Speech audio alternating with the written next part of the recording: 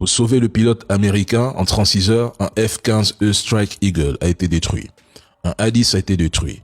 2 avions de transport militaire C-130 ont été détruits. 2 hélicoptères Black Hawk de l'armée américaine ont été détruits. 2 drones MQ-9 Reaper ont été détruits. Un drone Hermes 900 a été détruit. 2 hélicoptères MH-6 et Little Bird, l'appareil léger utilisé par les forces spéciales pour kidnapper Maduro, ont aussi été détruits. Mais Donald Trump affirme que ces avions sont restés en l'air au-dessus du ciel iranien pendant 7 heures.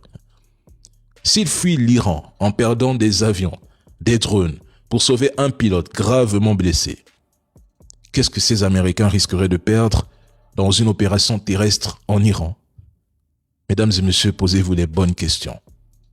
Je suis persuadé qu'au début du conflit, Donald Trump pensait que les dirigeants iraniens ne survivraient pas à leur frappe.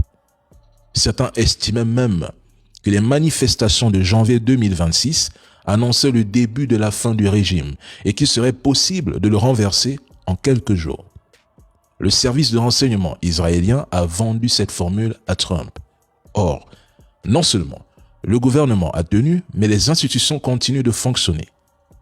L'Iran contrôle toujours le détroit d'Ormuz, ce qui pousse aujourd'hui Donald Trump à se contredire.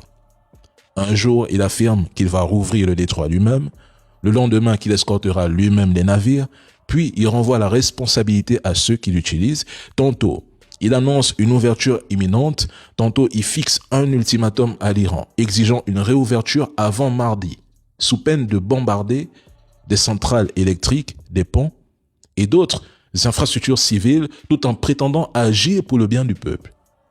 Si on est arrivé à ce niveau d'incohérence, c'est parce que son opération est un échec cuisant. La réalité est qu'il a perdu la guerre et qu'il ne pourra jamais contraindre l'Iran à capituler.